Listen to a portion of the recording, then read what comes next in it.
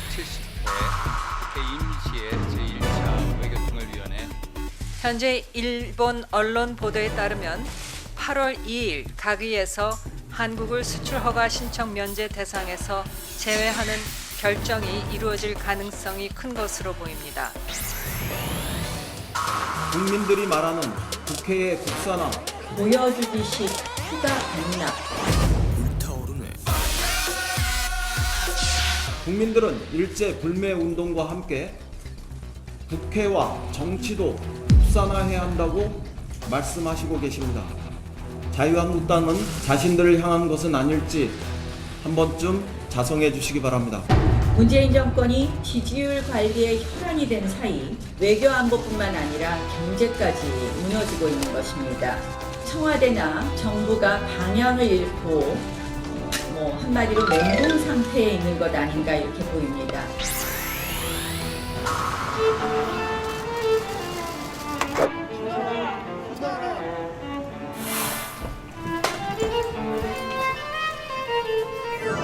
이제 막 대학을 졸업하고 비로소 사회에 첫 발을 내딛는 딸아이에게 비로소 파견 계약직을 권하고 청탁하는 부모가 과연 몇이나 있을는지.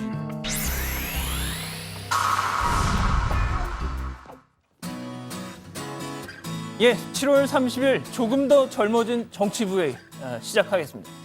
자, 최 원장, 일단 7월 임시국회 늦은 감은 있지만 만시지탄의 감은 있지만 오늘부터 일단 시작이 됐어요. 네, 늦었다고 생각할 때가 가장 늦은 때다라는 박명수 옹의 명언이 있잖아요. 아무튼 늦긴 했지만 일단 시작은 했습니다. 오늘부터 추경안 심사 재개를 했고요. 또 야당이 요구했던 안보국회 관련해서 이제 오늘 외통위부터 시작을 해서 내일 정부의 국방위 등이 차례로 열릴 예정입니다. 이럴 때 반응 보여주시면 안 돼요. 참고하시고요. 실망인데요. 자, 구반장, 일단 이 헝가리에 갔던 우리 구조대 오늘 귀국을 했잖아요. 그런데 안타깝게도 실종자 한 분은 찾지 못했다죠? 네, 그렇습니다. 지금 참사가 발생한 지 2달 정도 지났는데요. 우리 정부와 헝가리 당국의 합동 실종자 수색을 마무리하기로 하면서 우리 정부의 구조대가 오늘 귀국을 했습니다. 실종자 수색은 헝가리 당국이 당분간 계속 이어가기로 했습니다. 네, 좋습니다. 그러면요, 들어가서 자세한 얘기 해보겠습니다. 가시죠.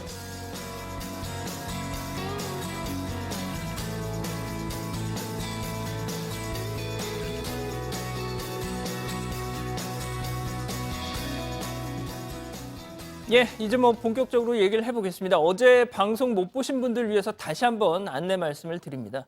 자, 문재인 대통령과 총리, 여야 대표들이 이 엄중한 시국을 맞아서 줄줄이 여름 휴가 취소하고 있는 마당에 우리 이상복 국장 이번 한 주 여름 휴가 쭉 갔습니다. 어디로 갔는지 종잡을 수도 연락도 안 됩니다. 어쨌든 이번 주 이 반장들끼리 진행을 하게 됐다는 거 다시 한번 말씀을 드리겠습니다. 그리고요, 어제 시청자 상담실에 전화 한 통이 걸려왔습니다. 저희 방송을 보고 말이죠. 사연이 참 재밌어서 좀 소개를 해드리겠습니다. 60대 남성 정치부의 가족분인데 오늘 이상복 국장 대신에 양원보 반장이 사회를 보는데 자리가 자리라 그런지 개그감이 많이 없어져서 아쉽다라고 전화를 해 오셨습니다. 그렇죠. 저희 국장이 좀 우스운 사람이죠. 예, 어쨌든 남은 저희가 열심히 웃겨 보이겠습니다. 자, 시작에 앞서서 뉴스 몇 가지 간추려 드리죠. 우리 정부가 세계 식량 계획 WFP를 통해서 북한의 쌀 5만 톤 중 일부를 지원하려던 계획 결국 무산됐습니다. 자, 통일부는 북한과 WFP 간 쌀 지원 협상에 진전이 없었다면서 이달 말 첫 선박 출항 안 되게 됐다고 말했습니다. 북한은 최근 다음 달에 예정된 한미연합훈련을 이유로 이 식량 지원에 대해서 부정적 입장을 보이면서 관련 협의에 나서지 않고 있었죠. 자, 우리나라의 일본 제품 불매운동 보도해왔던 일본 언론 그동안 그거 언제까지 가겠냐 이런 냉소적인 반응이 많았지 않습니까? 자, 그런데 분위기 이거 달라지고 있습니다. 어라 이거 장난이 아니네 약간 이런 분위기라는 거죠. 오늘 요미우리 신문 오늘자 신문에서요. 이번 불매운동 오래가지 못했던 과거 사례와 달리 이례적으로 장기화 양상을 띠고 있다 진단을 하면서 우려 목소리 냈답니다. 자, 관련 소식은 신혜원 반장 발제해서 알아보겠습니다. 자, 정의당 윤소아 의원실에 새 사체가 든 소포를 보낸 진보단체 이 서울 대학생 진보연합 운영위원장 유모 씨에 대해서 이 경찰이 구속영장 신청했습니다. 유 씨는 현재 묵비권 행사하고 있다는데요. 때문에 이 정확한 범행 동기, 경위 전해지지 않고 있습니다. 자세한 내용 역시 이서준 반장 발제해서 들어보겠고요. 자, 앞서도 잠깐만 보셨지만 딸의 KT 티켓 채용 혐의로 기소된 자유한국당 김성태 의원 어제 검찰의 공소장 내용 일부가 공개됐죠. 불리한 내용 많았습니다. 자, 오늘 직접 보시는 것처럼 카메라 앞에 섰습니다. 전부 거짓이란 겁니다. 이 검찰의 여론몰이에 깊은 유감 표한다고도 했습니다. 그러면서 문재인 대통령 아들 준용 씨 의혹 다시 정조준했습니다. 최 반장이 정리해드립니다. 자, 이외에도 호날두 노쇼 손해배상 소송 소식, 문재인 대통령 친일 의혹을 제기한 한국당 곽상도 의원 관련 소식도 준비했습니다. 자, 그럼 먼저 어렵사리 재개된 추경 심사 소식, 안보국회 소식 최 반장 발제부터 시작합니다.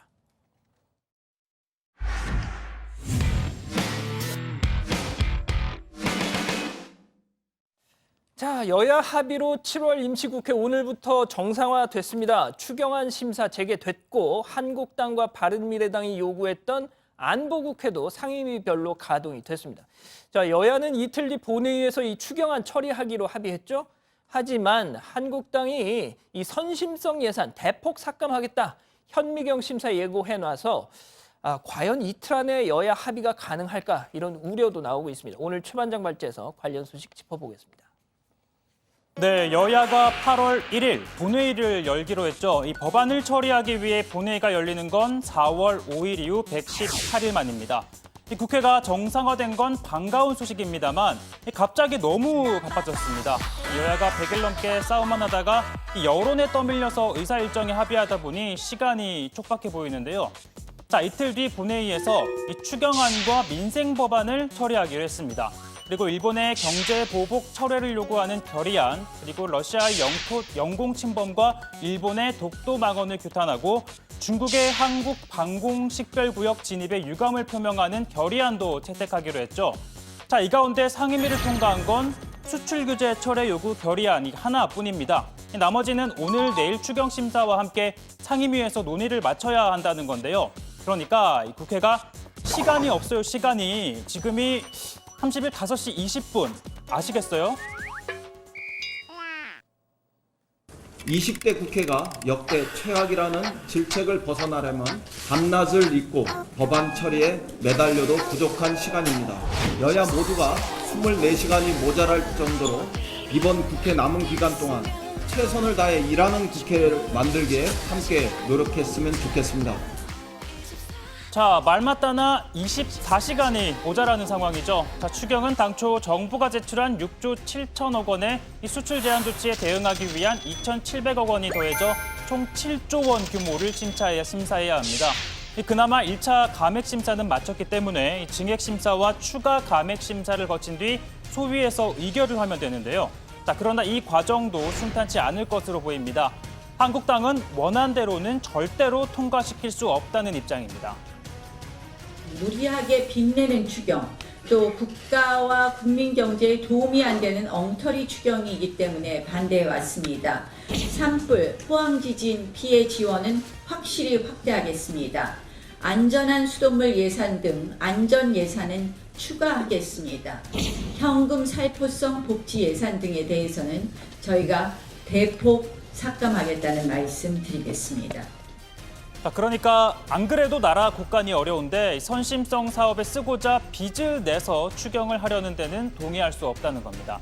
자, 그러자 민주당 이번 예산은 결산 잉여금, 즉 결산을 하고 난 다음 남은 돈을 최대한 활용해 이 국채 발행은 최소화했다며 빚 추경이라는 주장은 받아들일 수 없다는 입장인데요. 자, 그러면서 한국당이 과거 여당이던 시절은 어떠했는지 이렇게 되물었습니다. 박근혜 정권은 3차례의 추경을 통해 모두 25조 원에 달하는 국채를 발행했습니다. 이명박 정권까지 포함하면 자유한국당 정권 시절에만 무려 48조 원의 국채를 발행해 추경을 편성했습니다.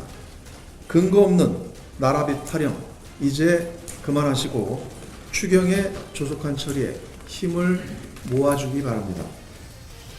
자, 밤을 새워서라도 꼼꼼히 따지겠다고 한 한국당. 특히 정부가 증액을 요청한 수출 규제 대응 예산 2,700억 원의 경우 이 세부 내역에 대한 설명도 아직 듣지 못했다라고 밝혔는데요.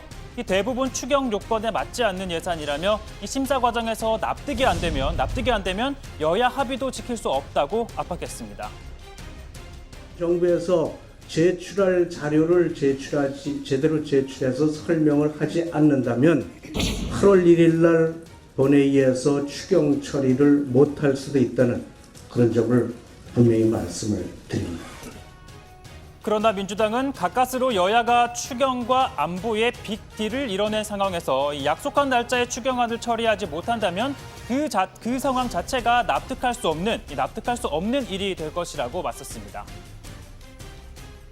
국민들 앞에서 8월 1일 날 처리하기로 약속을 했는데 그마저 어기는 상황이 생기면 저는 우리 국민이 납득하지 않으실 거라고 생각합니다. 그리고 그것을 어긴 정치 세력에 대해서 매우 가혹한 심판과 비난이 쏟아질 거라고 생각합니다.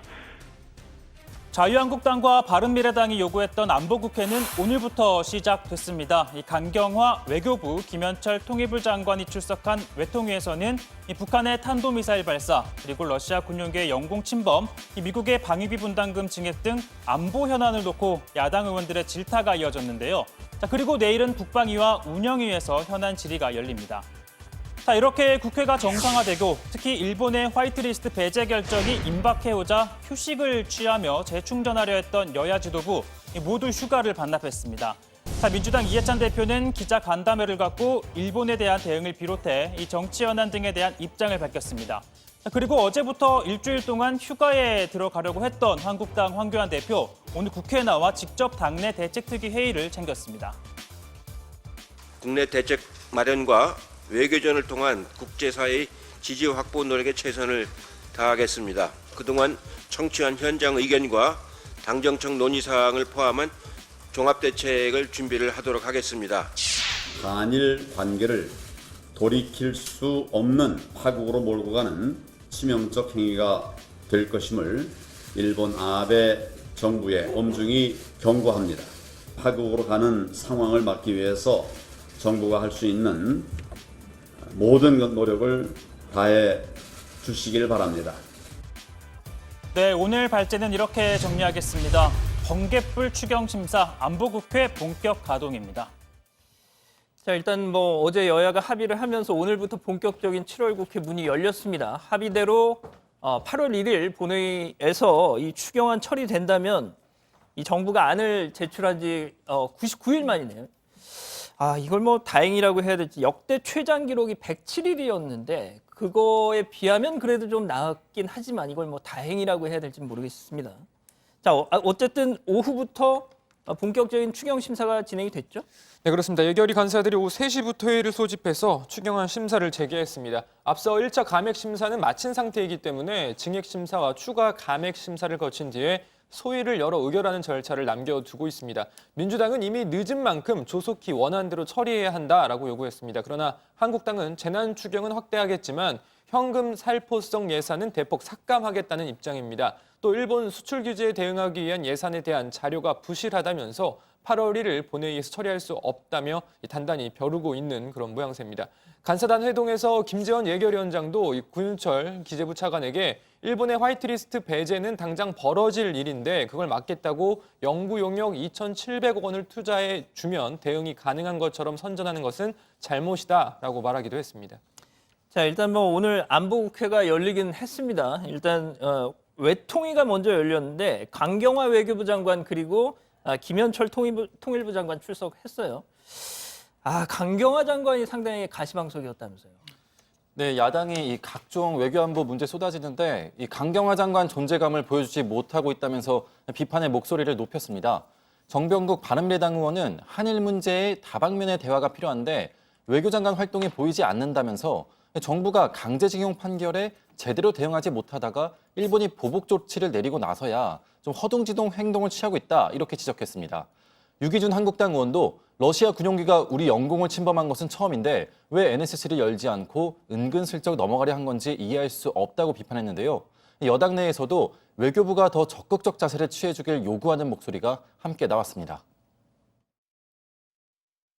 청와대가 답변에 나서는 이런 일보다는 우리 외교부가 여러 경로로 더 확고한 입장을 펴나가는 게 필요하다고 생각합니다. 지금 외교부 장관이 제출한 자료를 보면 아주 추상적이고 뭐 하나만한 소리밖에 없어요. 예, 뭐 아주 많은 좀 지적을 받았네요. 자, 이런 가운데 이 여야 지도부 일제히 휴가를 반납했습니다. 앞서 뭐 발제에서 들으신 것처럼요. 휴가 얘기하니까 또 복국장 생각이 나는데, 예, 뭐 아직 뭐 톡도 안 받았죠? 네, 국장한테? 일절 없더라고요. 네. 아, 어떻게 이렇게 연락 한 번을 안 할 수가 있는지. 오매불만 기다리고 있는데. 아, 뭐 그러진 않아요, 솔직히 저는. 자, 그런데 어제부터 이 휴가였던 한국당 황교안 대표도 원래는 이번 주 휴가인 걸로 알고 있었는데 오늘 국회에 왔어요. 네, 그렇습니다. 황교안 대표가 취임 후 첫 휴가를 내고 전국 구상에 들어갈 것으로 알려졌었는데 오늘 국회에 나와서 이 당내 일본 수출 규제 대책 특위를 직접 챙겼습니다. 이 측근인 추경호 의원은 황 대표가 가족들과 휴식을 취하면서 전국 구상을 하려고 했는데 한일 관계 또 북한 도발 등 여러 가지가 해결이 안 돼서 일정을 취소했다. 어제도 현안을 보고 받았다. 사실상 휴가가 아니었다라고 설명을 했습니다. 자, 특위 위원장인 정진석 의원도 황 대표가 휴가 중인데 사안의 중대성을 감안해서 참석해 주셨다 이렇게 강조를 하기도 했고요. 그런데 이 정작 황 대표는 기자들의 질문에 이렇게 반문하기도 했습니다. 오늘 휴가로 알고 있는데 휴가를 취소하신 거라고 받으셨나요? 내가 휴가원을 냈습니까? 지금 아마 정치권 아마 그 일정치 않을 거예요. 근데 하여튼 직원들은 다 휴가를 보내야 되기 때문에 그런 형식을 취했고 긴급한 일들은 해야죠. 아, 그러니까 이제 저 얘기는 내가 먼저 휴가를 가야 당 사무처 직원들도 눈치를 안 보고 갈 수 있다. 그러니까 그런 형식만 취했다. 이런 얘기네요. 그러니까 내가 너무 원해서 가는 건 아니다. 사실 저는 복국장도 그런 마음으로 휴가를 가시지 않았을까 생각을 하고요. 국장이 가셔야 저희도 차례대로 가니까 그래서 그런 의미로 제가 다음 타자로 가겠습니다. 국장은 그런 뜻은 아니었을 거예요. 네. 그냥 가고 싶어서 갔을 거예요. 예. 자, 아무튼 일단 민주당 이해찬 대표도 다음 주 계획했던 휴가를 취소했어요. 또 국회에서 현안 대응에 나서기로 했는데, 자, 오늘은 정례 기자간담회를 갖고 여러 현안에 대해서 입장을 내놨네요. 네, 우선 이해찬 대표 북한의 이 탄도미사일 발사에 대해서는 북미 실무 협상을 앞두고 북한이 불필요한 행동을 보이고 있다면서 이 신뢰와 협력 의지를 훼손할 수 있는 행동이다. 이 자제를 요구한다라고 했습니다. 또 러시아 군용기의 영공 침범 등에 대해서는 이 당정이 간단히 넘기지 않고 이 사실관계를 분명히 짚어 비슷한 상황에 대해 철저하게 대비하겠다라고도 했습니다. 근데 좀 눈길을 끌었던 게 내년 이 총선 공천과 관련한 그 얘기도 했어요. 이해찬 대표. 근데 본인에게 불출마 의사를 밝힌 의원들이 몇 명 있었다. 이런 얘기도 했다는데. 네, 사실 총선을 앞두고 그런 얘기하는 게 쉽지는 않을 텐데 구체적인 숫자는 언급하지 않았지만 현역 의원들 중에서 이 총선에 출마하지 않겠다. 그러니까 공천과 관련해서 참고하라고 한 분이 여러 분 계셨다라고 이해찬 대표가 밝혔습니다. 현재까지 총선 불출마가 확실시되는 의원, 이해찬 당대표 본인을 포함해서 지난 4월 입각한 진영 그리고 박영선 장관 등에 불과한데 이 대표 말이 사실이라면 상당수 더 있는 것으로 해석이 되는 거고요. 또 이해찬 대표 내년 총선에 대해 집권 여당으로서 치르는 선거기 때문에 녹록치 않다면서 외교 안보, 경제, 소수자 분야 등 전문성이 필요한 부분에서 인재 영입을 구상 중이라고 밝혔습니다. 특히 영입한 인재에 대해서는 전략 지역에 단수 공천을 하거나 또 비례대표 공천 등 전폭적인 지원도 약속을 했고요. 그리고 가장 관심이 가는 대목은 이 조국 전 민정수석의 법무부 장관 기용 여부 또 총선 출마 여부였는데 여기에 대해서는 말을 아꼈습니다. 그리고 야당이 조 수석에 대해서 문제 삼고 있는 소셜미디어 활동에 대해서는 사적인 의견은 얼마든지 올릴 수 있다면서 일축했는데요. 한번 들어보시죠. 예, 요즘엔 SNS를 하는 게 일반적인 추세이기 때문에 누구나 많이 하지 않습니까? 그래서 그 자체가 잘못된 것은 아니고 다만 SNS에 올리는 그 메시지나 글이 공적인 건지 사적인 건지는 분간을 해야 되는데 그 조국 수석이 올리는 그 SNS상에 올리는 것은 되게 사적인 자기 의견들을 올리는 것 같고요. 법무부 장관이나 출마 얘기가 언론상에서는 많이 나오는데 아직 제가 확실한 건 저도 잘 모르고 제가 말씀드릴 사안은 아니라고 생각을 합니다.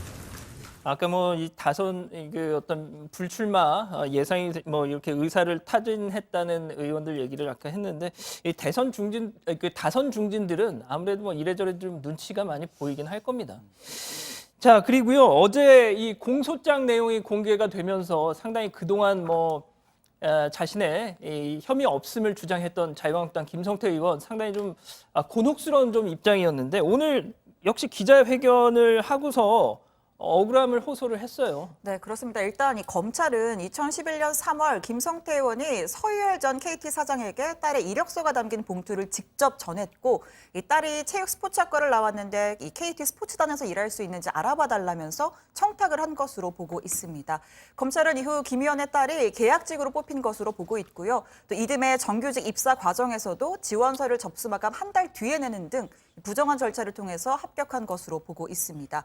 특히 이석채 전 KT 회장이 김성태 의원이 이 자신의 국감 증인 채택을 막았다고 생각을 하고 이 KT를 위해서 열심히 돕고 있는데 딸이 정규직으로 근무할 수 있도록 해보라고 지시했다라는 진술도 확보했다고 합니다. 네, 앞서 1인 시위를 벌이기도 했던 김성태 의원은 오늘 한 가정의 평온이 무참히 짓밟히고 유린되고 있다면서 인간적인 환멸을 느낄 지경이다라고 이렇게 주장했습니다. 딸이 이 정규직으로 입사하는 과정에서 부당한 절차가 진행된 데 대해서는 사과하면서도 KT가 알려주는 절차대로 한 것이 정상적인 줄 알았다면서 재차 KT 내부 문제라고 선을 그었습니다. 새롭게 드러난 계약직 입사 청탁에 대해서는 상식적으로 말이 안 된다라고 주장했습니다. 이제 막 대학을 졸업하고 비로소 사회에 첫 발을 내딛는 딸아이에게 아비로서 파견 계약직을 권하고 청탁하는 부모가 있다면 과연 얼마나 그런 부모가 있을는지 되묻지 않을 수 없습니다. 네, 그러니까 자녀가 파견 계약직으로 근무하도록 청탁하는 부모가 어디 있겠냐 이런 말인데요. 자, 아울러서 2011년 계약직 채용에 관한 부분은 공소시효가 지났고 조사 과정에서 검찰은 KT에 전달했다는 이력서도 제시하지 못했다면서 남부지검이 정치적 판단에 따라 기소를 강행한 것이다라고 말했습니다. 자, 그러면서 이 김성태 의원은 문재인 대통령의 아들인 준용 씨의 취업 특혜 의혹을 재차 언급했는데요. 이 준용 씨가 2006년 한국고용정보원에 입사하는 과정에서 내부 TO 몫이 있었는데 그 자리를 준용 씨가 꿰찼다라고 주장을 하면서 이 준용 씨 공소시효는 존중돼야 하고 김성태 딸의 공소시효는 검찰이 문제 삼아도 되는 건가라고 의문을 제기하기도 했습니다. 자, 뭐가 됐든 이제 뭐 재판에서 치열한 법리 다툼이 이어질 것 같네요. 자, 일단 오늘 기사 정리하죠.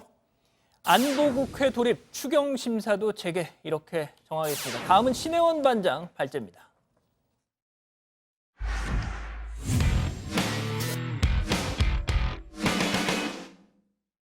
자, 일본이 우리나라를 화이트리스트에서 빼는 법령 처리 시한 이제 딱 3일 남았습니다. 강경화 외교부 장관 태국에서 열릴 이 아세안 지역안보 포럼에 참석하러 내일 출국하는데요. 자, 여기서 열릴 한일 외교장관 회담, 이 화이트리스트 배제 조치를 뒤집을 마지막 단판 승부가 될 걸로 보입니다. 자, 과연 극적인 돌파구 마련될 수 있을까요? 신혜원 반장이 정리해드립니다. 네, 마지막 장맛비가 끝나고 이제 본격적인 열대야가 시작입니다. 자, 이럴 때는 칼퇴하고 집으로 곧장 가서 소파에 누워 맥주 한 잔 딱 따서 시원하게 마시면 거기가 바로 천국이죠. 자, 그런데요, 최근 일본산 불매운동의 여파로 수입 맥주 시장 판도가 바뀌고 있습니다. 부동의 1위를 지키던 이 아사히 맥주, 1년간 가장 많이 팔린 5개 수입 브랜드 가운데 혼자만 이렇게 역성장을 했고요. 시장 점유율도 18%에서 15%로 쪼그라들었습니다. 아예 신규 주문을 하지 않아서 2위 자리도 위태로워졌다고 하죠. 자, 일본행 발길도 뜸해졌습니다. 대한항공이 일주일에 3번 부산과 일본 삿포로를 오가는 노선 운항을 오는 9월부터 중단한다고 했고요. 또 아시아나와 기타 저가 항공사들도 노선 축소를 검토 또는 시행 중입니다. 또 지자체 중에는요, 이 부산시가 한일 관계가 개선될 때까지 일본과의 교류 사업 전면 중단하겠다라고 선언을 했습니다. 이 불매운동 금방 끝날 거라고 걱정 안 한다 했던 일본 정부도 조금은 당황한 눈치입니다. 釜山市の発表を大変残念に思います。日韓関係は現在非常に厳しい状況でありますが、政府としては日韓両政府の関係が困難な状況であっても、両国関係の将来のため相互理解の基盤となる国民間の交流、自衛隊間の交流はこれからもしっかり続けていくべきだとこのように考えています。 네, 이번에는 아세안 지역 안보 포럼 얘기로 넘어가 보겠습니다. 줄여서 ARF라고 부르는 회의죠. 태국 방콕에서 8월 2일과 3일 이틀간 열립니다. 자, 주로 북핵 문제를 메인으로 다뤘었는데 북한 이용호 외무상이 불참을 통보하면서 이 무게중심이 한일 갈등으로 옮겨갔습니다. 강경화 장관은 내일 출국하고요. 한일 또는 한미일 외교장관 회담이 열릴지가 관전 포인트입니다. 일본 언론 보도에 따르면 8월 2일 가기에서 한국을 수출 허가 신청 면제 대상에서 제외하는 결정이 이루어질 가능성이 큰 것으로 보입니다. 화이트리스트상 한국 제외 추진을 중단할 것을 강력히 촉구하고 이들 조치가 양국 관계에 가져올 부정적 영향에 대해 엄중히 경고해 나가고자 합니다.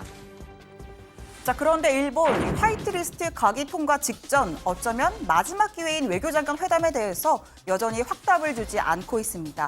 대신 어제 한술 더 뜬 행보를 보였는데요. 자, 일본 외무성이 1965년 한일 청구권 협정 당시 협상 기록을 공개하면서 강제징용 문제 이미 해결됐다라는 주장을 이어간 겁니다. 자, 일본이 공개한 1961년 5월의 의사록의 한 대목입니다. 자, 보시면 일본이 개인에 대해 지불받기를 원한다는 말인가? 라고 묻자 자, 한국 측이 국내에서의 지불은 국내 조치로 필요한 범위에서 한다라고 답한 부분을 공개했습니다. 자, 이걸 근거로 해서 개인 청구권이 남아있다는 한국 정부의 주장이 모순이다 이렇게 주장을 한 겁니다. 반박하기 전혀 어렵지가 않습니다. 자, 일본 외무성이 말하는 보상과 우리 대법원에서 판결 내린 배상은 의미 자체가 다릅니다. 이 보상은 공권력이 적법한 행위를 했지만 그로 인해서 국민이 피해를 입었을 때 그 손실을 갚아주는 것이고 이 배상은 불법적인 행위로 다른 사람이 피해를 입었을 때 가해자가 피해자에게 그 피해를 갚아주는 겁니다. 자, 이번에 공개한 문서에도 보상만 있지 배상 내용은 전혀 없습니다. 자, 앞서 이 최 반장이 설명을 좀 했지만 우리 정치권 수출 규제 대응을 고리로 잠시 뭉쳤습니다. 추경도 합의를 했고요. 각국의 의회를 설득하기 위해서 미국으로 또 일본으로 움직이고 있습니다. 내일 무소속 서청원 의원을 단장으로 한 방일단이 출발합니다. 한국과 일본이 국교 정상화 이후에 순탄한 기회는 별로 많이 기억되지 않습니다만은 정치와 경제는 그래도 분리해서 양국이 우호적으로 그렇게 움직여 왔습니다만은 또 일본 의원들과 진솔하게 대화하면서 더 악화되지 않는 그런 촉매 역할을 하도록 하는데 초점을 맞추려고 합니다. 네, 국회 방미단은 지난 주말에 이 미국에서 한미일 3국 의원회의에 참석하고 벌써 돌아왔습니다. 예상은 했지만 미국 의원들은 이 문제에 대해서 나서지 않으려 하는 분위기가 역력했다고 합니다. 자, 일본 의원들은 아베 총리의 입장을 대변하면서도 대화 여지가 아직은 있다라는 얘기를 했다고 하는데요. 자, 그러면서 하는 이야기가 이낙연 총리가 나서는 게 어떠냐라고 했다는 겁니다. 미국은 기본적인 입장에 한일 간에 빨리빨리 해결하는 걸 기대하는 거지. 미국이 앞장서서 공식적인 매제에서는 할 수는 없다지만 지나가는 것 하면서 그런 얘기가 있었다고. 지금 대통령이 일본 갈 거야? 아베가 한국에 올 거야? 그 말도 안 되는 거 아니야? 억을 보지도 않는데. 사실은 카드는 총리밖에 없어. 네, 이번 사태 초반에 이낙연 총리의 대일 특사론도 거론이 됐었죠. 언론인 시절에 일본 특파원을 지냈고 또 국회에서도 한일 의원연맹 수석 부회장을 지내서 지일파로 꼽히기 때문에 일본도 대화 파트너로 염두에 둔 게 아닌가 싶습니다. 자, 태국 ALF 회의에 미국 폼페이오 국무장관도 옵니다. 북핵 문제 아예 안 다룰 수는 없고요. 일각에서는 한미일 3국 북핵 대표 협의 가능성도 나옵니다. 자, 판문점 회동 때만 해도 북미 실무 협상이 곧 열릴 것 같았는데 차일피일 미뤄지고 있는 상황이죠. 폼페이오 장관 빨리 만나서 엉킨 퍼즐을 풀자 이야기했습니다. He's now repeated that he's prepared to denuclearize. It's now time to execute. I'll be in Bangkok for a couple days. We hope that we can have working level discussions starting again very soon so that we can unlock the Rubik's Cube. It's a real challenge that 네, 말고도 또 호르무즈 해협 문제, 방위비 협상 문제 다뤄야 할 게 아주 많습니다. 들어가서 더 전해드리고요. 오늘 청와대 발제는 이렇게 정리하겠습니다. 화이트리스트 제외 D-3일 ARF 한일 외교장관 담판 주목입니다. 자, 신반장이 저한테 읽으라고 준 원고에는요, 이렇게 써 있습니다. ARF 때문에 신반장 방콕 출장을 보내고 싶은 마음이 굴뚝 같은데 국장이 안 계셔서 안 될 것 같은데 어쩌죠? 라고 말을 하라고 저한테 적어서 줬어요. 아, 그런 게 어딨어요? 갈 일 있으면 가야지. 제가 위에 말씀드리겠습니다. 가십시오. 오늘 바로 떠나도 되나요? 퇴근하고 바로? 갔는데 갔다 오면 자리가 없어질 수 있어요. 그거는 좀 각오를 하고. 자, 일단 각설하고요. 일단 이 ARF 개막을 앞두고 내일부터 한미일 외교장관 방콕에 집결하죠? 네, 개막은 8월 2일이지만 강경화 장관 내일 곧바로 출국을 합니다. 이 현지에서 한일뿐 아니라 주요 국가 간의 양자회담 추진할 걸로 보이는데요. 자, 강 장관, 일본이 8월 2일 화이트리스트 한국 제외 개정안을 처리할 가능성이 상당하다면서 이 범정부 대응 체제 하에 일본 측 조치에 대한 면밀한 대응책을 강구하겠다라고 말했습니다. 이 방콕에서 한일 외교장관 회담이 열리면 사실상 화이트리스트 배제 조치 건과 관련해서 마지막 기회인 셈입니다. 네, 그리고 외통위에서는 한일 군사정보보호협정 지소미아 관련 이야기도 나왔습니다. 강 장관은 여러 상황에 대해 지켜보고 있고 지금으로서는 협정 유지 입장이라고 밝혔는데요. 정부가 당장이라도 지소미아 파기 의지를 명확히 공표해야 한다는 민주평화당 천정배 의원의 요구에는 우리 정부의 입장을 상황에 따라 언제 어떻게 전달하고 발표할지는 전략적인 사고가 필요하다 이렇게 답했습니다. 자, 지소미아 얘기는 잠시 후에 다시 해보기로 하고요. 자, 이 와중에 일본 외무성 이 한일 청구권 협정 당시 외교문서를 공개했어요? 그렇습니다. 이 당시 협상 과정에서 우리 정부가 일본 측에 제안한 대일 청구 요강의 한 대목과 1961년 개인 청구권에 대한 한일 대화가 적힌 의사록 한 대목을 공개한 겁니다. 그러면서 강제징용 문제 이미 해결됐다 이런 주장 이어갔습니다.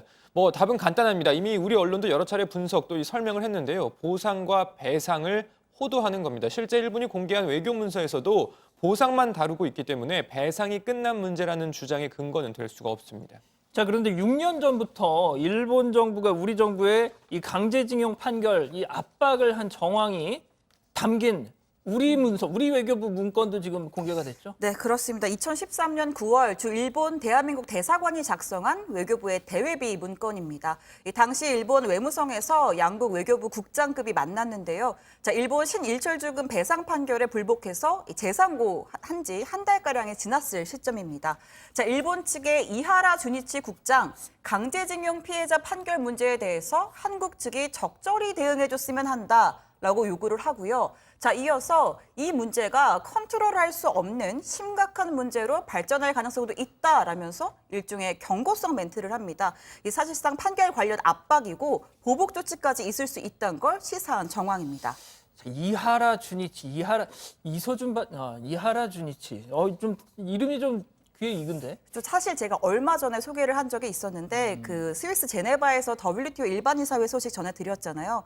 원래 이 WTO 일반이사회에 그 각국의 제네바 주재 대사가 나오는데 일본 측에서 이 경산성 국장이랑 함께 그때 회의에 나와서 또 우리 정부 비판하는 주장 이어갔던 바로 그 인물입니다. 한번 들어보시죠. But I just emphasized that the measure taken by Japan is not a trade embargo. Is not a countermeasure against any trade-related issue. It is about the measure taken on the basis of export control. And that is why we believe that it is not an appropriate to be discussed in the WTO. 저 사람이었군요. 네. 자, 그럼 제가 아까 시작할 때 말씀을 드렸는데 일본 언론들이 우리 불매운동이 이 과거와는 좀 양상이 다르다, 심상치 않다, 지금 이런 보도를 하고 있다는 거잖아요. 네, 오늘자 일본 요미우리 신문인데요. 자, 일본 불매 한국에서 확대란 제목의 기사였습니다. 이번 불매운동은 오래가지 못했던 과거의 사례와 다르게 이례적으로 장기화 양상을 띠고 있다라고 진단을 했습니다. 한국 소비자의 참여 의식이 높아지고 있다면서 불매운동에 참여한다는 응답률이 7월 10일 48%, 17일 54.6%에서 24일 62.8%로 상승했다는 리얼미터의 여론조사 결과를 함께 전하기도 했습니다. 앞서 여당 발제에서도 잠깐 얘기를 했는데 민주당 이해찬 대표 기자간담회에서도 뭐 관련 얘기가 좀 나왔죠?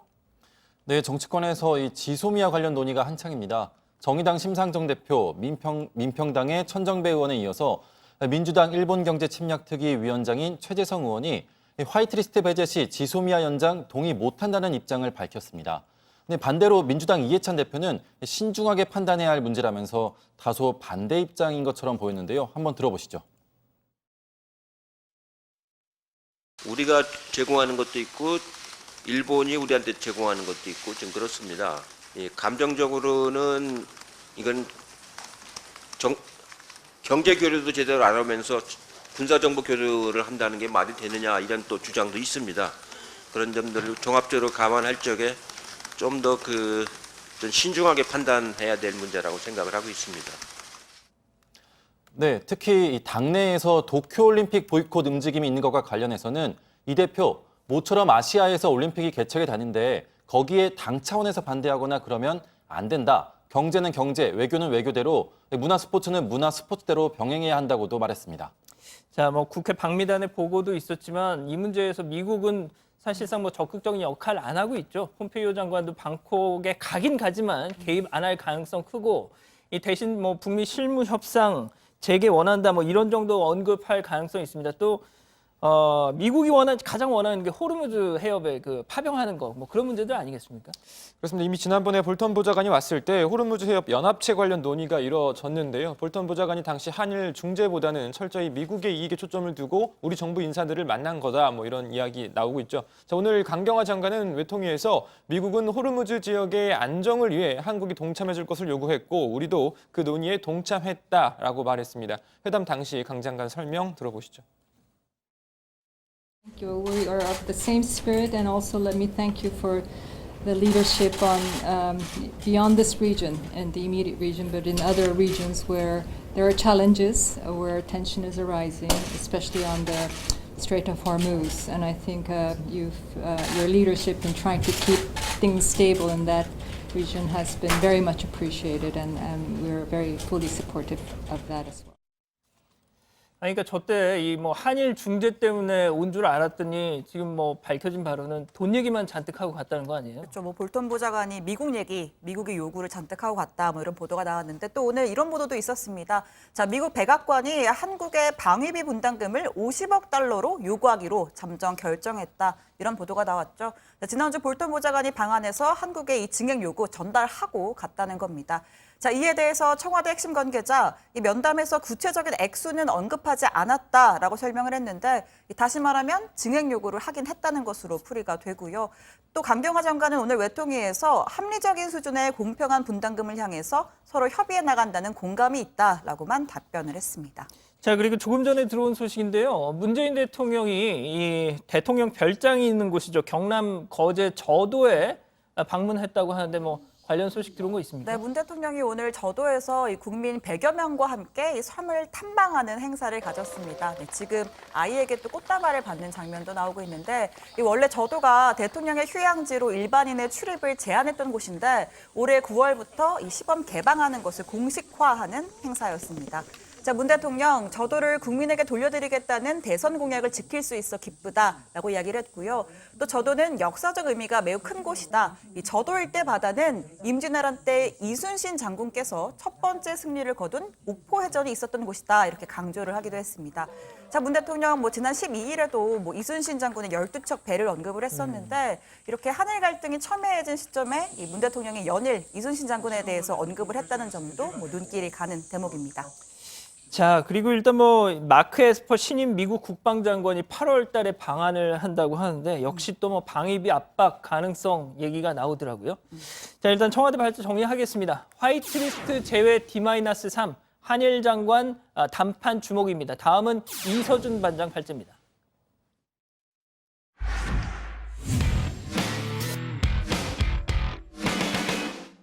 정의당 윤소아 의원실에 도착한 이 협박 소포 기억나시죠? 빨간 글씨로 협박 편지와 함께 태극기 자결단이라고 쓰고 새 사체와 커터칼을 담아서 보냈습니다. 극우 성향단체의 소행으로 추정이 됐는데 경찰이 CCTV 분석을 통해 피의자를 붙잡았더니 한국대학생진보연합 운영위원장인 유모 씨였습니다. 유 씨는 2007년 한총련 의장 출신이고 국가보안법 위반으로 징역형을 선고받은 적도 있습니다. 이 대진연 측은 경찰이 조작 수사로 자신들을 탄압한다면서 이 경찰서 앞에서 항의 집회를 열었습니다. 새 사체를 보내고 협박 편지를 보낼 만큼 치사하지 않습니다. 그런 치졸한 짓 안 합니다. 경찰 당국은 더 이상 적폐임을 스스로 인정하지 마십시오. 너무 쪽팔리고 자괴감까지 듭니다. 우리나라 경찰이 이딴 소설까지 쓰면서 한 대학생 단체를 탄압하는 게 2019년에 일어날 수 있는 일이란 말입니까? 자, 일단요. 어제 우리 이서준 반장을 저희가 제대로 소개를 좀 못 해드린 것 같아서 특별히 짧게 좀 시간을 준비했는데 많은 분들이 쟤 누구냐 막 계속 그러세요. 그래서 자, 준비한 사람 예, 지금 나오네요. 다들 한마디씩 좀 해주시죠. 뭐. 친형인가요? 2년 전에 처음 뵀습니다. 예. 아니 오른쪽은 남희석 씨 같은데 왼쪽은 그 손흥민 선수도 좀 닮은 것 같은데. 네. 아닌가요? 네, 별로 세 명이 다 비슷한 게 생긴 걸로. 예. 네, 그렇군요. 전형적인. 예. 알겠습니다. 네. 자, 얘기 이어나가죠. 별로 반응이 별로 안 좋네요. 예, 윤소하 의원실 이 협박범, 좀 상당히 좀 대학생 진보단체 소속이고요. 12년 전에 또 이 양반이 또 한총련 의장을 했었다고 하니까 이 약간 좀 극적인 반전인데 이 유모 씨라고 했죠. 이 지금 혐의를 인정하고 있습니까? 일단 어제 오전에 체포가 됐는데 지금까지 묵비권을 행사하면서 단식 농성을 하고 있다고 합니다. 하지만 경찰은 CCTV 등의 증거가 명확하다는 입장이고요. 택배 발송지를 추적하니까 한 편의점이었고 이 편의점 CCTV를 분석해서 해당 택배를 발송하는 남성을 찾아내서 추적을 해보니 이 유 씨였다는 겁니다. 자, 경찰은 유 씨에 대해서 구속영장 신청했습니다. 윤소아 의원은 철저한 수사를 해달라는 입장을 밝혔습니다.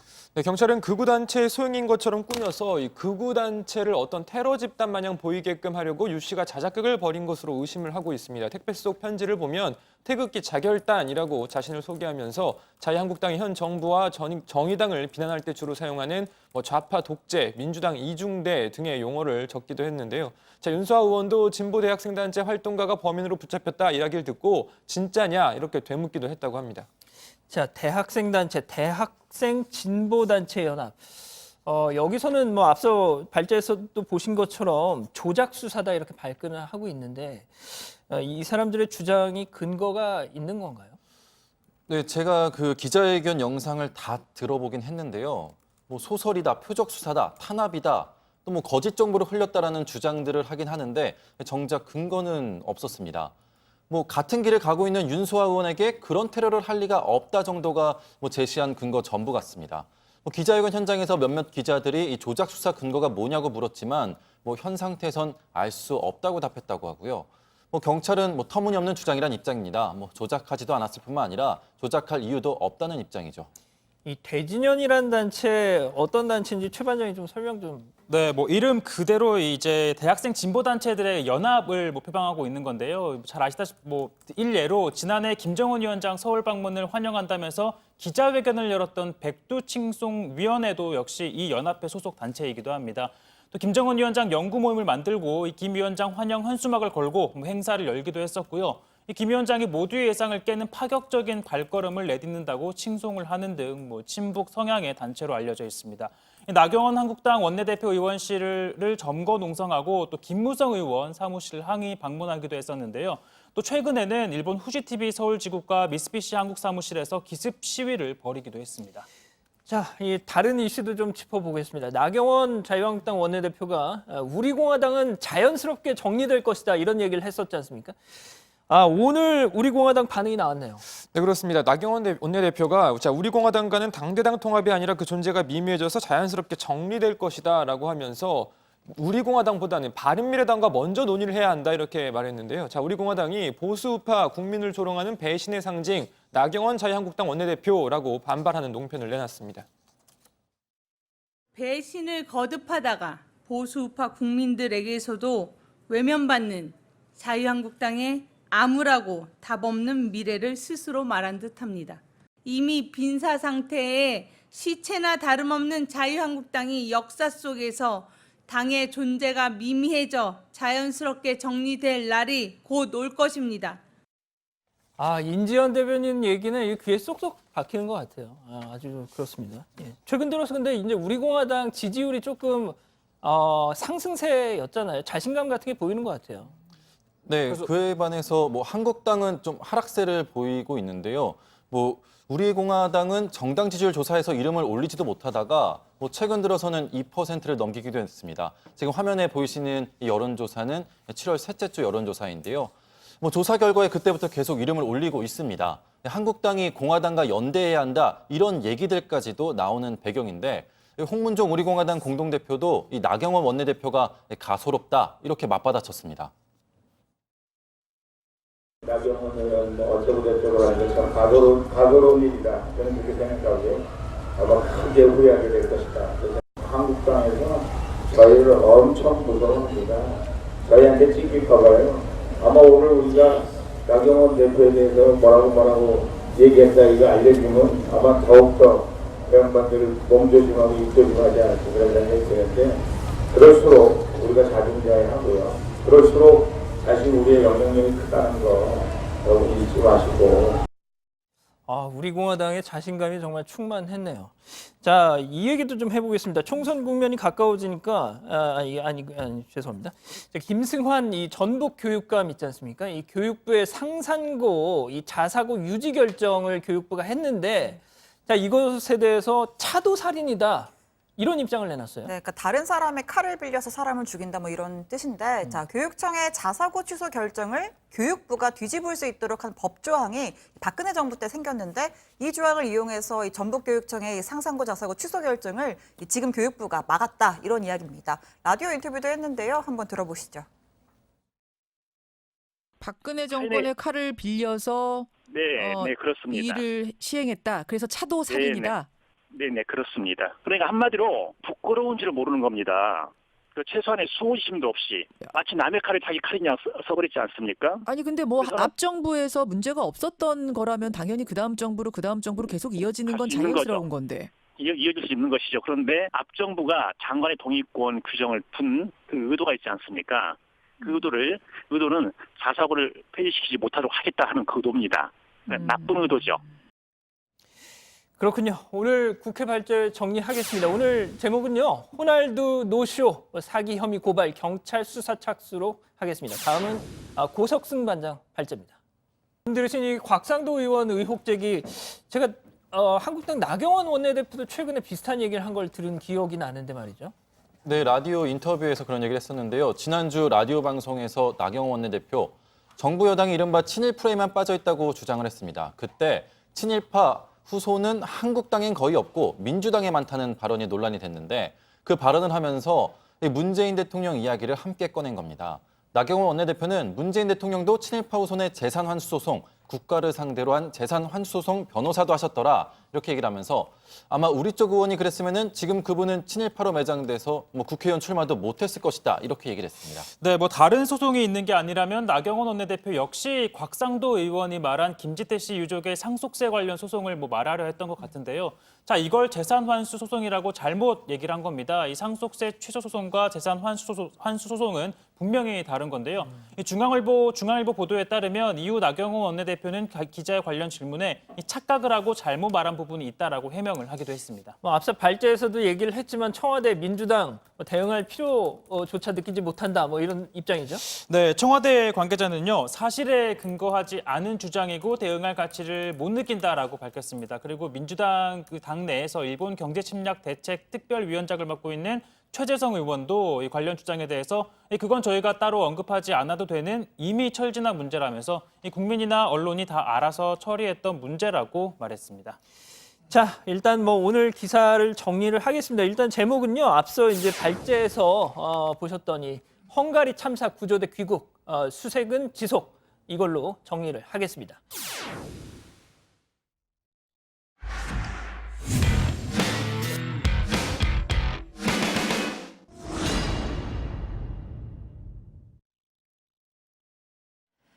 안녕하세요. 톡소원 정치의 강정입니다. 요즘 유튜버 인기 정말 대단합니다. 하지만 인기를 모으기 위해서 폭력적인 행동까지 서슴지 않아 논란인데요. 이번엔 진짜 조직폭력배까지 등장했습니다. 유튜브 방송 진행자 A씨는 방송 중에 상대방을 협박하고 폭행한 혐의로 부산 남부경찰서에 어제 입건됐는데요. 방송 중에 다른 사람의 얼굴에 담뱃불을 가까이 대고 폭행한 혐의입니다. 그런데 경찰 조사 결과 A씨는 진짜 폭력 조직의 일원인 것으로 밝혀졌는데요. 그는 다른 조직 폭력배에 시비를 거는 내용으로 방송을 진행하고 있었습니다. 확인해보니 오늘도 실시간 방송을 진행하고 있는데요. 얼굴은 공개하지 않고 채팅창에 올라온 답변에 답을 주고 있었습니다. 그는 상대방이 자신을 모욕했기 때문에 때렸다며 감옥 가면 된다 이런 반응을 보이고 있었습니다. 그다지 반성의 김이 보이지 않았습니다. 뿐만 아니라 최근 한 유튜버가 생방송 도중에 자신의 반려견을 학대해서 논란이 일었습니다. 유튜버 B씨는 방송 도중 자신의 반려견에게 욕설을 하더니 침대로 내던지고 목덜미를 잡아 얼굴을 때렸습니다. 먹을 거에 손을 댔다는 이유로 맞아야 한다며 반려견을 학대했습니다. 사람 먹는 것에 혓바닥 갖다 대면 여러분 안 때려요?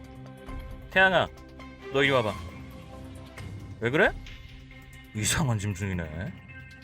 너 뭔 짐승이냐? 태양이는 자기도 먹고 싶은데 말은 못하고. 여러분, 짐승으로 태어난 얘 잘못이에요. 아니 꼬우면 사람으로 태어났어야지. 반려견을 때리는 장면이 그대로 노출되자 경찰까지 출동했는데요. 하지만 B씨는 누군가 허위 신고했다. 내가 내 개를 때린 게 잘못이냐. 내 재산이고 내 마음이다라고 응대했습니다. 그리고는 동물학대로 처벌받는 사람은 없다며 허위 신고에 대해 고소하겠다고 밝혔습니다. 하지만 인천 미추홀 경찰서가 유튜버 B씨를 동물학대 혐의로 내사하고 있다고 합니다. 경찰은 신고자가 학대 영상을 보냈다며 정확한 경위는 내사가 좀 더 진행돼야 알 수 있겠지만 방송 영상 등을 토대로 동물학대 혐의에 대해 들여다보고 있다고 밝혔습니다. 동물자유연대도 어제 유튜버 B씨에 대한 고발장을 서울 성동경찰서에 접수했습니다. 도를 넘는 유튜버들의 행위가 논란이 된 건 어제 오늘 일이 아닙니다. 유튜브에 올리기 위해서 구급차를 훔쳐 달아나는가 하면 경찰 지구대에서 난동을 부린 장면을 방송한 유튜버도 있습니다. 그리고 국방부 민원실에 수류탄을 갖고 있다고 허위 신고한 경우도 있었습니다. 이들이 이런 불법적인 행위까지 서슴지 않는 이유, 결국 구독자 수를 늘려서 광고를 따내고 돈을 벌기 위한 건데요. 1인 미디어 방송이 위험 천만원 수준까지 왔지만 아무런 규제가 없는 현실입니다. 전문가들은 혐오와 불법적인 수준의 콘텐츠를 방송하는 미디어엔 일정 정도의 규제가 필요하다고 말합니다. 프랑스 같은 경우는 혐오 콘텐츠, 이런 콘텐츠를 올렸을 경우, 그리고 이제 SNS, 그러니까 유튜브나 아니면 페이스북이나 트위터에 그걸 발견하고 24시간 이내에 그 콘텐츠를 삭제해야 돼요. 아니면 블라인드 처리를 하든지. 근데 만약 그걸 안 했을 경우에는 우리 돈으로 약 16억 원 정도의 벌금을 물게 돼 있고 자체심의를 하도록 하는 규제를 만들어야 돼요. 그 벌금을 피하기 위해서라도 스스로 자체심을 좀 강화하도록 하는 유인책이 될 수도 있다는 거죠. 반면 지나치게 규제가 심해지면 콘텐츠 개발을 저해할 수 있다는 지적도 일각에선 있습니다. 하지만 더 이상 불법적인 내용의 1인 미디어를 방치할 수 없다는 인식이 있는 만큼 이제는 제도 마련에 대해서 고민해야 할 시점이 아닌가 싶습니다. 자, 오늘 준비한 소식은 여기까지입니다. 어제 시청률이 생각만큼 좀 높지 않아가지고 조금 안타까운 마음을 금할 수가 없습니다. 좀 쓰립니다. 예, 아마 휴가 영향 때문이 아닐까 조심스레 진단을 해보는데요. 도와주십시오. 예. 조금 더 젊어진 정치부에 이제 딱 사흘 남았습니다. 내일도 5시 10분에 다시 찾아뵙겠습니다. 감사합니다. 고생하셨습니다. 오늘은 잘 나와야 되는데. 잘 나올 거야. 그럼.